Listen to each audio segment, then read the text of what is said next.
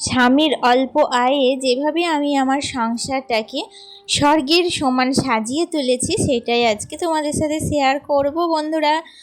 Hello everyone, আমি সুমি চলে এসেছি আজকে আরও একটি নতুন ব্লগ নিয়ে তোমাদের সামনে।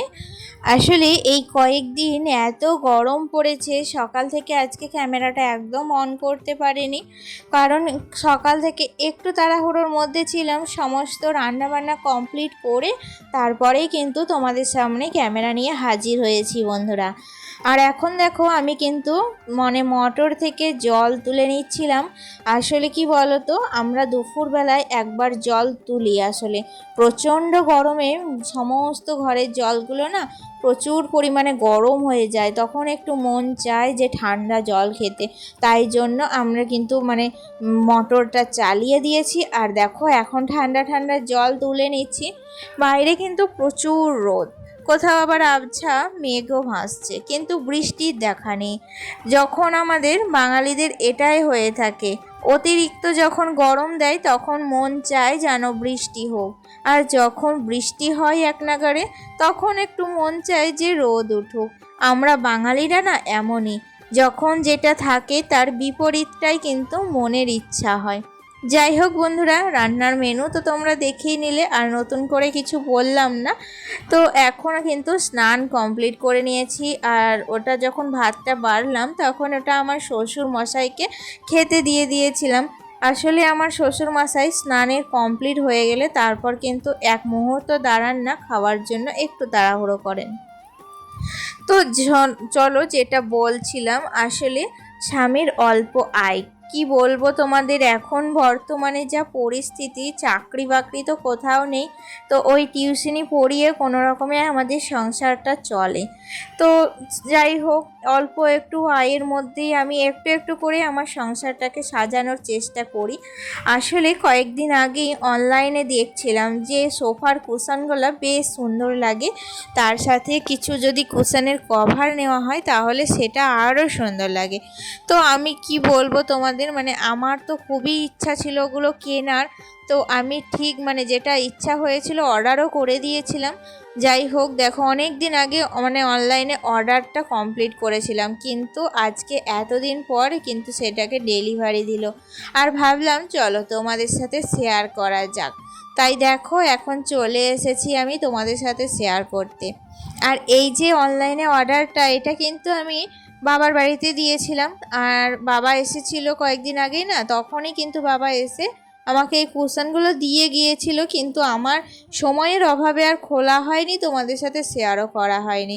তাই আজকে ভাবলাম সমস্ত কাজ তো কমপ্লিট হয়ে গেছে, চলো এখন কুশনগুলো বের করা যাক আর এগুলোতে কভারগুলো পরানো যাক, তাহলে দেখা যাক সবটা সেটের ঠিকঠাক প্ল্যান মাফিক হয়েছে কিনা। তাই জন্য দেখো এখন কিন্তু আমি কুশনের কভারগুলো পরিয়ে নেব। আর এই বর্তমানে দুর্মূল্যের বাজারে এই রকম অল্প আয়ে সংসার চালানো কিন্তু মুখের কথা নয় বন্ধুরা। কারণ কি বলো তো, এখন প্রত্যেকটা জিনিসের কিন্তু প্রচুর পরিমাণে দাম বেড়ে গেছে, আর এই দামই যখন বেড়ে গেছে তখন অল্প আয়ে কিভাবে সংসার চালানো যায়। তো আমি তো ঠিক মতো বুদ্ধি করে আমার সংসারটাকে সাজানোর চেষ্টা করছি। আসলে অনেক দিন থেকেই ইচ্ছা ছিল এই কুশনগুলো নেওয়ার। আমি অনেক বিভিন্ন রকম ব্লগে দেখি, তাছাড়া প্রত্যেকের বাড়িতে দেখি বেশ সোফাতে কি সুন্দর সুন্দর কালারিং কুশনগুলো দেওয়া আছে, দেখতে ভীষণ ভালো লাগে। তো আমিও তো আমার বাড়িটাকে সাজাতে চাই, তাই জন্য এটাকে অর্ডার করেছিলাম। দেখো সোফার কভারগুলো কুশনের কভারগুলো পরানোর পর কিন্তু কুশনের একটা আলাদা রকম রূপ দেখা দিয়েছে, দারুণ লাগছিল দেখতে। তো আমি এখন চলে এসেছি ওপরে, সোফার কভারটা খুলে সোফাটাকে একটু পরিষ্কার করে নেব আগে। আসলে দেখবে কভার পরানো থাকলেও ভিতরে ধুলো বালি সমস্তটা জড়ো হয়, তাই মাঝে মধ্যে আমি সোফার কভারটাকে খুলে নিয়ে ভিতর থেকে পরিষ্কার করি। যাই হোক আজকেও কিন্তু সেটাই করলাম। আর এখানে এসেছে আমার শাশুড়ি মা, আমি কি করছিলাম সেটাই দেখতে এসেছিল, দিয়ে আমার সাথে এখানে একটু গল্প করছিল এই আর কি। যাই হোক সোফার কভারটা পরানোতেও একটু হেল্প করলো, আর দেখছিল যে আমি কুশনগুলো দিয়ে কিভাবে সাজাই। আসলে কি বলো তো, মারা ভেবেছিল যে অন্য কিছু এনেছি, তারপর বললাম যে না, অন্য কিছু না, এটা হচ্ছে কুশন। ফাইনালি দেখো কুশনগুলো দেওয়াতে না সোফার লুকটাই কিন্তু চেঞ্জ হয়ে গেছে, ভীষণ সুন্দর লাগছে। আর কভারের সাথে কুশনের কভারগুলো না ম্যাচ করে গেছে। ছোটবেলা থেকেই আমি একটা ঘরে বড় হয়েছি। আমার বাবার বাড়িতে খুব একটা বড় বাড়ি না, মাটির বাড়ি, ছোট্ট ঘরে একটা রুম ওপরে একটা রুম নিচে, এভাবেই মানুষ হয়েছি। কি বলো তো, সবসময় ইচ্ছা করতো যে একটা নিজস্ব বেডরুম হবে, যেটাকে আমি সুন্দর করে সাজিয়ে গুছিয়ে নিজের মনের মতো করে তৈরি করতে পারবো। তো সেটা কিন্তু বাবার বাড়িতে কোনো দিনই সম্ভব হয়নি, কারণ ওই যে বললাম একটা রুম ওপরে একটা নিচে, এই দুটো রুম নিয়ে আমরা দুই বোন মানুষ হয়েছি। তাছাড়া কোনো আত্মীয় স্বজন এলে আমাদের খুবই অসুবিধা হতো, তাই জন্য এখনও কিন্তু সেটাই অসুবিধা হয়। তবুও এখন তো ধরো পার্মানেন্ট থাকা হয় না, মাঝে দু একটা দিন যায়, কোনো অসুবিধা হয় না। তো ওই রকমই ইচ্ছা ছিল ধরো, সেটা তো সম্ভব হয়নি। তারপর বিয়ের পর এসে আমার শ্বশুরবাড়িতেও কিন্তু দুটো রুম ছিল, এর আগেও আমি অনেকবার বলেছি। তো বিয়ের পর কিন্তু আমার দোতলা করা, আর দোতলাটা তার জন্য দেখো এখনও কমপ্লিট হয়নি। খুব বেশি দিন হয়নি আমাদের দোতলা করা, আমার যতদিন বিয়ে হলো ততদিনই কিন্তু এই দোতলাটা করা হয়েছে। যাই হোক, কি বলবো, তাই জন্য আমি একটু একটু করে নিজের সংসার, নিজের বাড়ি সব কিছু সুন্দর করে সাজিয়ে তুলছি। ইচ্ছা থাকলেই কিন্তু উপায় হয়। বাড়িঘর সাজাতে যে দামি দামি জিনিস কিনতে হবে, আমাকে দামি দামি ফার্নিচার কিনতে হবে, এমনটা কিন্তু না। আমি অল্প সামান্য জিনিস দিয়েও কিন্তু আমার বাড়িঘরটাকে সাজাতে পারি, যেন বাড়িঘরটা সবসময় পরিষ্কার থাকে। নোংরা জায়গায় হাজার সাজালেও কিন্তু ভালো লাগে না। তাই বাড়িঘর পরিষ্কার পরিচ্ছন্ন যদি রাখা যায়, তাহলে অল্প কয়েকটা জিনিস দিয়েই কিন্তু আমরা বাড়িঘর সাজাতে পারি। যদি তার মনের ইচ্ছা থাকে, সৎ ইচ্ছা যদি না থাকে, তাহলে কিন্তু কোনো কাজই সম্ভব না বন্ধুরা, সে যতই চেষ্টা করুক। যাই হোক, দেখো অনেকগুলো জামা কাপড় একসাথে জড়ো হয়ে গিয়েছিল। ভাবছিলাম যে কি করে এই জামা কাপড়ের পাহাড় আমি কিন্তু ভাঁজ করব বা গুছিয়ে রাখবো। তো তোমাদের সাথে কথা বলতে বলতে অলরেডি কখন যে সমস্ত জামা কাপড় ভাঁজ করে ফেলেছি নিজেও বুঝতে পারিনি। যাই হোক, তোমাদের সাথে কথা বলার এই একটা উপকার জানো তো, কারণ কখন যে সময়টা শেষ হয়ে যায় নিজেও বুঝতে পারি না, অথচ সমস্ত কাজগুলো কমপ্লিট হয়ে যায়।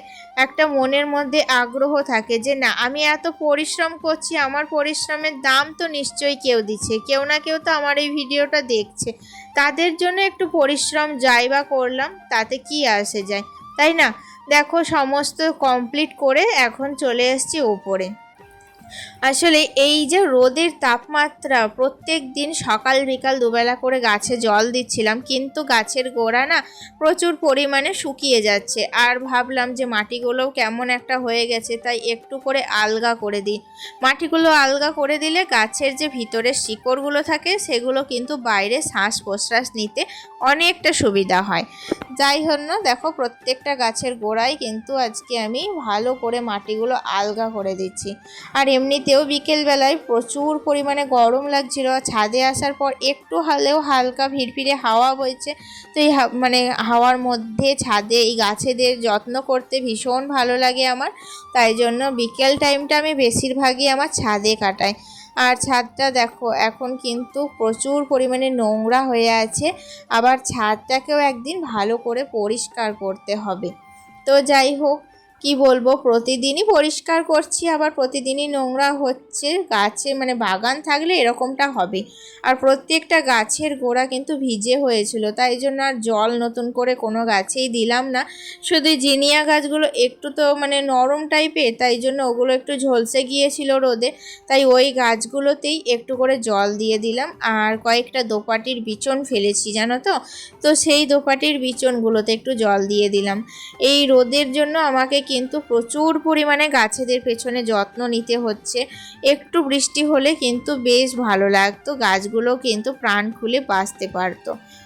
যাই হোক, কিছু করার নেই। রাত্রিবেলায় একবারে চলে এসেছি দেখো তোমাদের সামনে, আর এখন কিন্তু আমি রাত্রের খাবার করব। এত গরমে আমরা খাবো আজকে রাত্রে একটু দিনেকার ভাত রাখা ছিল, সেগুলোই জল দিয়ে সেই ভাতের সাথে গরম গরম পেঁয়াজি। এই হচ্ছে আজকে আমাদের রাত্রের মেনু। তো দেখবে মানে ঠান্ডা ভাতের সাথে গরম গরম একটু পেঁয়াজি বলো বা একটু ডালের বড়া খেতে বেশ ভালো লাগে। তো যাই হোক, আজকে এইটুকুই পর্যন্ত। কারণ কি বলো তো, এখন তো ছেলেকে পড়তে বসাবো। তাহলে দেখা হচ্ছে নেক্সট ভিডিওতেই। ভালো থেকো, সুস্থ থেকো, আবার দেখা হচ্ছে। টাটা।